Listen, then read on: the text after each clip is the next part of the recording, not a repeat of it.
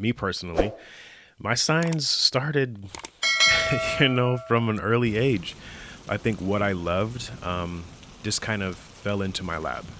I think everybody knows, or you should know, things that make you happy. We are all human. We have emotions. We understand things that make us angry. We understand things that make us happy.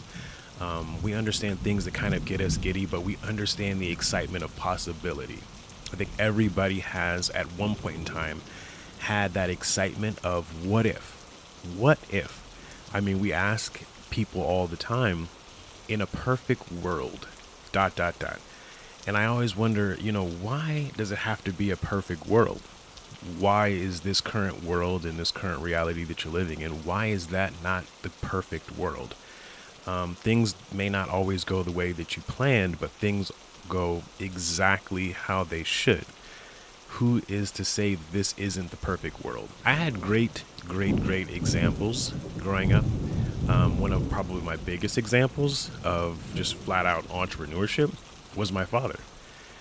He was an inventor, but he was first and foremost, before anything else, he was a business owner. He owned a toy store, believe it or not, for those who are local to the Pacific Northwest, local to Portland. He owned a toy store in Gresham. And I think people asked me later on in my life, how did you start your own company? It seems like it's so tedious. It's very meticulous. There's a lot of thought and foresight and things that have to happen. I just don't know how to do it. It seems overwhelming. The tasks seem daunting. It's just too much. For me, I kind of got to watch him firsthand break down the process. And I think the process is what I love most about hearing and listening to and kind of sitting down with entrepreneurs. I want to know the process. I love to hear the goal. That's awesome.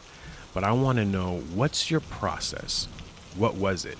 Because breaking something down step by step, for me personally, helps me kind of understand exactly how to kind of orchestrate something and pick apart a dream and make it actually turn in and speak it into fruition and turn it into a reality. For him, he was able to, first and foremost, he was able to get a bank loan, a business bank loan. He was able then to find a commercial property that he could actually sell and do retail out of. He found the products that he was going to put inside of that store. He marked them, priced them, figured out all of that, hired a staff. It was very 1, 2, 3. It wasn't like all of this kind of fell into his lap. He had to work for it. But it seemed as though there was an actual structure behind what he was doing and a format. And I thought that was very interesting because to me, that's how you start a business. Just one by one, knock off things one by one. And slowly your dream will turn into something that's a reality. For him, he was able to kind of parlay that for quite a long time. And it was something that he loved. But for me, it was just like, okay, that's the spark.